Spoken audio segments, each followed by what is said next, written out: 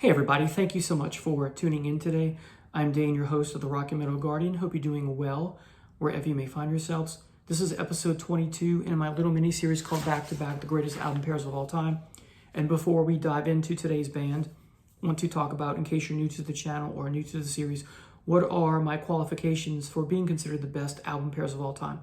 They must be back-to-back in the discography. They must complement each other or their companion albums. The second one, wherever we're talking about in the chronology, must pick up where the previous one left off in some way, or ways, preferably plural. Could have been a double album. And they must be seminal works. And then finally, the optional one is that the two albums in question are the peak of the band's peak. And what I mean by that is that take a band or artist's greatest run in that discography. These are the two best of that run. All right, so with no further ado, we're going back to United Kingdom. We're talking about a British band, Judas Priest. This is where I came in with the band as a student in high school. First thing I ever heard from them, Screaming for Vengeance and Defenders of the Faith, the follow-up. So both of these are produced by Tom Allom, and Screaming for Vengeance I find to be a perfect album.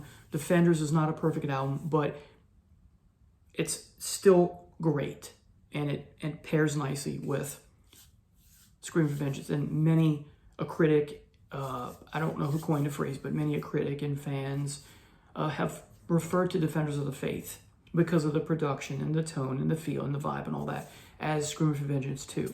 In my opinion, these are the two best produced albums. The tone, especially vocals and guitar, are just phenomenal, but really everything here, drums, bass, etc., is just phenomenal. So let's jump into Screaming for Vengeance. We get the great introduction to Electric Eye, which is called the Hellion. The two go together, right? Great intro, as I said. It's heavy, it grabs you and doesn't let go, and it sets the tone for the rest of the album. You know this is going to be a heavy album for the most part. It's just dynamite. And of course, Electric Eye that follows, you have some great screaming guitars from Downing and Tipton. You have some 1984 Orwellian lyrics here, of course, which is relevant today, perhaps foreshadowing even more than ever the climate with respect to the world in which we live in. You have some fabulous solos here. Downing and Tipton play off one another so well. The chemistry is just off the charts here. Yeah, if you read Heavy Duty by Downing, he tells you how he and Tipton didn't get along, but on stage, they're just dynamite.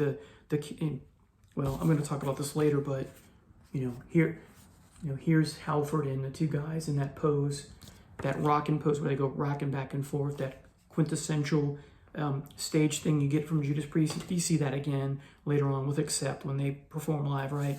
But here it starts with Judas Priest, I believe. I could be wrong. Anyway, Electric Eye is just dynamite. Riding on the Wind. What can I say about the song that hasn't been said before? Well, probably not much, but those of us who talk about the song just love the intro of Dave Holland's drum. There's just something special to it. This is perhaps one of the best drumming parts in Judas Priest across the board from the beginning of the career to present day. I wish there was kind of more of this, but it's just like, and it suits the song, the subject matter of the metaphor of riding on the wind. Just, you're up in the clouds when Dave Holland is playing this drum piece. It's just great. The riffs are great, and you have that ping-ponging effect between the two channels for the guitar here. The vocals are fabulous. You have mostly, if not all of the song is Halford singing in that high register, which we just love. And then the ending here with the vocals. You have that stretched echo from Halford. It's like a false echo at the end of the song. He goes, yeah, yeah, yeah, yeah, yeah, ba-na, right? Just great. And the solos in the song, just dynamite. The solos on these two albums, in my opinion, is just what makes these two albums the best of all time. Bloodstone, song number 4. Slower paced song. Now, if this had been produced differently, this song would have fit nicely on British Steel. But it works well here because of the way it is produced. It goes with the whole album. I think the tone, the vibe, the feel, the mood. The lyrics are phenomenal, I think. Great message, great theme. It's an underappreciated and undervalued song, I think. And you have the sing-along type vocals, and the riffs are fabulous. Next, Take These Chains. You have this haunting and chilling intro. The register varies from Halford. Sometimes it's in a lower or medium register. Sometimes it's really high. Great chorus. Great solos. It's an earworm song, if you ask me. And something about the song makes me think of Ozzy's Randy Rhoads period. I don't know why, but something about it makes me think of that. As does the song I'll talk about later on this album. Pain and Pleasure is the next song. This is a sing-to song or sing-along song. It's slow paced, but I like it. It's relatable, dealing with toxic relationships. The chorus is the best part. I really like the song. Is it great? Is it a masterpiece? No, but I really like it. Next is the title track, my favorite song on the album, Screaming for Vengeance. It's just effing wow when I think about the song. The opening riff and Halford's scream to the heavens at the beginning of the song is just intoxicating. You know that the song is going to be great. The drums and bass are phenomenal here. The guitar crunch is amazing. You have this mini version of the drum piece that starts riding on the wind at one point in the song, which I like. So I've returned to that, but it's too short, but I still like it. The vocals, the song's all about the vocals in so many ways, and the guitars. Thrash metal, is this the first thrash metal song? Probably not, but it has that thrash metal feel to it because of the pacing of the guitars and the high registered vocals, just great. And what this song also does is it foreshadows Halford's time in his band Fight, except this is better than anything I find on the 2 or 3 Fight albums. I have to get up for this song and move around. And we get to the vocal part where he says, tie a blindfold all around her head, something, something before the dread. That's, man, it's just, wow. The solos here are mind-blowing. The harmony of the twin guitar. After that, equally mind-blowing. And then you have that ending high screeching guitar, which is a nice way to end the song. Just a great song. And then we come to the hit off the album, You've Got Another Thing Coming. It's been overplayed, yes. It's not old for me. Again, like I said before, you can, well, I didn't say this before, but I showed you the picture before. You can picture in your head the song of the 3 gentlemen, especially Tipton and Downing, you know, rocking back and forth with the guitars with Halford next to them. It's just great. Like I said, Accept kind of steals that move from Judas Priest a little bit. But hey, it's fun. I'm up for that, anyone doing that. So that rocking back and forth that we come to know and love of Judas Priest during this period, right? That Pose is just great. It's a great song. You have great solos. To me, this is a perfect song. It's overplayed, yeah, but to me, it's perfect. I love the guitar solo here. I love the lyrics. I love the presence of all the members in the band here, especially Halford, I guess I could say, but overall, all the members here are fantastic. The whole album's dynamite. Next is Fever. Slow song. It's amazing deep cut. Rob's vocals here are sung with passion, experience maybe. They're captivating, at least, and the guitars here go well with the vocals, the phrasing, and the story. It's just dynamite. Next is Devil's Child, the closers. For some reason, this song makes me think of the Ozzy era with Rhoads. I'm not sure why. I think it's because I was listening to this album at the same time I was listening to those 2 Ozzy albums. Anyway, this is a phenomenal way to end the album. Opening guitar bit here, no words to describe. The opening lyrics, hypnotize me, etc. So just great. Love the background vocals here. It's a nice treat. I don't know if it's Tipton or Downing or both, but I like the way it works with Halford in the forefront. And you have different registers from Halford, and I like songs with Judas Priest where he's up and down in that vocal range. It works perfectly here. And you have a great ending where he chimes in at the end. I Can't Take It Anymore. You have that drum beat kind of sound that goes with that. And then the song's done. Just a great song. Great way to end an album. As I said, this is a perfect album if you ask me. I love it. Now let's talk about Defenders of the Faith. Opens up with the biker song, driving song, Free Will Burning. This is one of the best songs on the album. It's up-tempo, it's fast, though not super fast. It's a thrilling song because it's a biker driver song. It's a joyride of a song. The solo is just amazing, or solos are amazing. Halford's heavy metal, Dylan-esque phrasing here in small bits or at one time is just phenomenal. Think Megadeth's Liar. In that song, Mustaine has a little bit of a heavy metal Dylan-esque in the phrasing, real fast-paced for a brief minute, but it's just second, it's great. The harmony twin guitars here are fabulous. The high register at the end with the guitar flourishes at the end of the song are just wow, just a wow song. Next we come to Jawbreaker. I don't have much to say about it. I like the riffs. The best part is the solo or solos 2/3 of the way in. That's what I want from the song when I listen to it. It's not a great song, but it is a good song. Next, I have a lot to say about this. It took up almost a whole page here. Rock Hard, Ride Free. Absolute gem on the album. Probably my favorite song on this album. Definitely one of my top 10 favorite songs by Judas Priest of all time. From the opening melodic harmonies from the guitar, which is the motif of the song, you have the which comes back later in the song. It just chills up the arm, chills up the spine, just every time I hear it. And then you get to the, once that goes away, you get a shift in a more up-tempo type of guitar, screaming and screechiness that you know and love from Judas Priest. You know from that motif of that to the heavy part that kicks in after that, you know the song's going to be special, right? Another biker / driving song, sing-along. It's very anthemic, but in a good way. I'm not a big fan of anthems. I like some anthems, but there's some I don't like. Maybe that's a video in and of itself. Halford, like the previous album, his vocal chops are here at his best.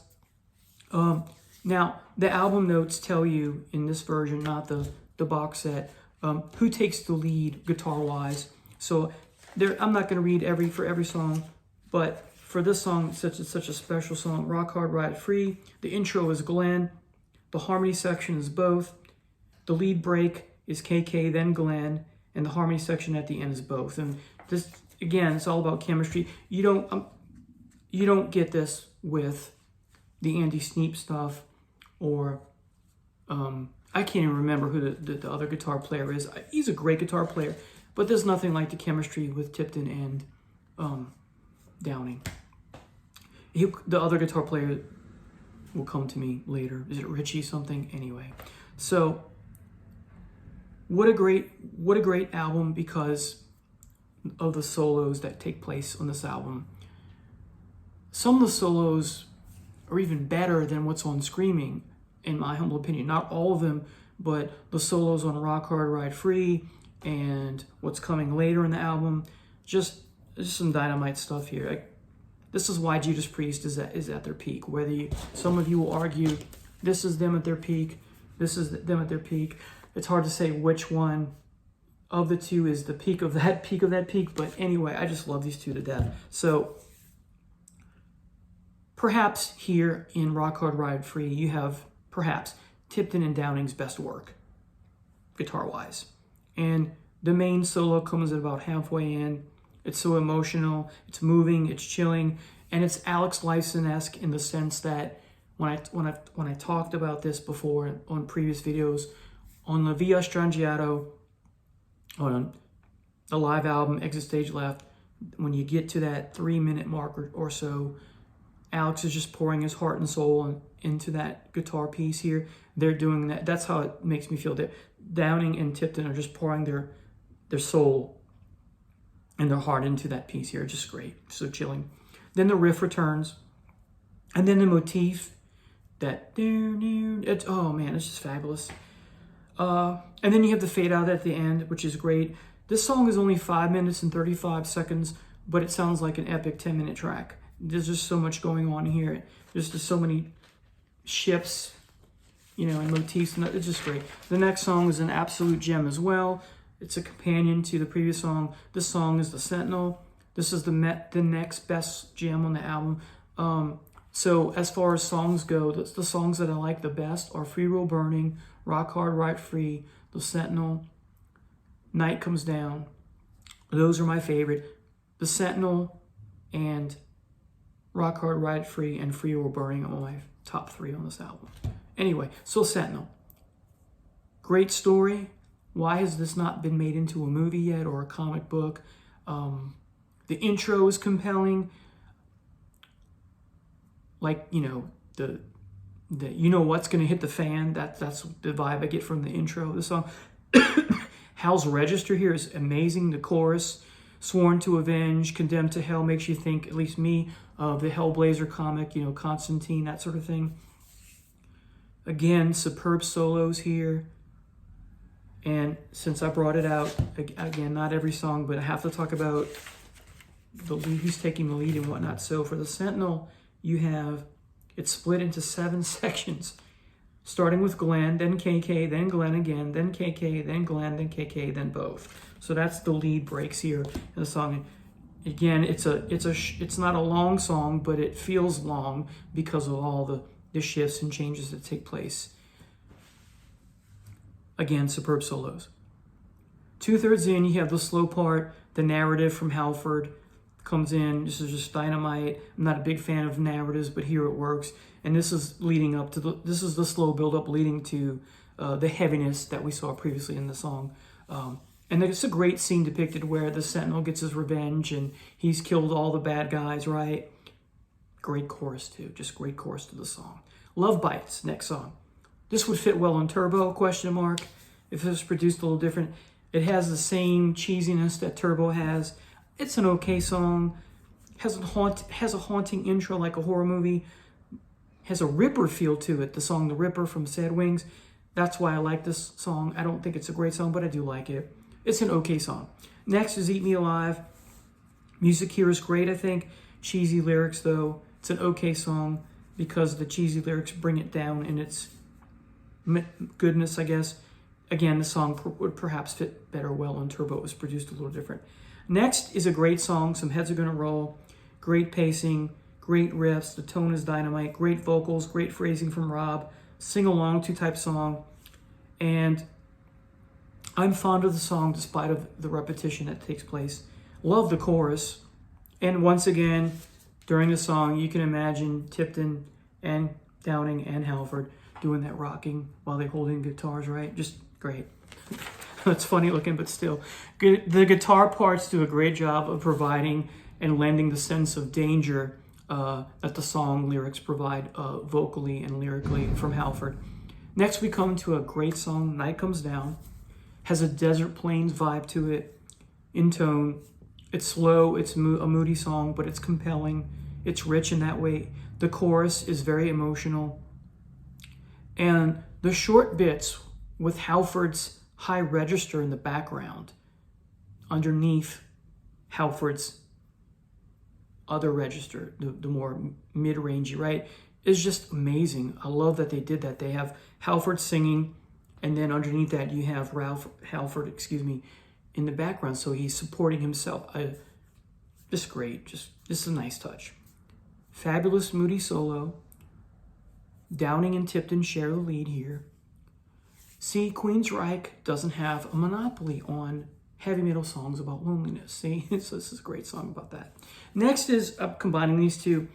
The last 2 songs on the album I've combined because Defenders of the Faith, the last song, is really an outro that's companion to Heavy Duty. So Heavy Duty / title track, lumped the two together. The latter is an outro, as I said, really. It's an anthemic piece. Nice, I like it. It's a nice opening hook. The song's tone at the beginning, if not the whole song, well, the Heavy Duty part has a Evil Fantasies feel to it from Hellbent for Leather or Killing Machine, right? Has that kind of creepy tone to it. I like it. Just the guitar, I don't know if that was intentional or subconscious, but it has that Evil Fantasies connection, and I like it, as I said. And then when Halford sings Because Metal Rules the Land, and that high register is great, and then that's when it shifts to Defenders of the Faith, which is essentially just the repetition of Halford singing that and the music that accompanies that, just repeated. I like it. It's 1 minute and 29 seconds long, And it's still a great way to end the album. I think it's a great album. Close to perfection, but not perfection. Screaming for Vengeance, perfect album. Close to perfection. All right, folks. See you tomorrow with my second to last or penultimate pick. And then 2 days from today, I'll have my final. And I'm excited to presenting these as always. Have a blessed day. Take care now. Bye now.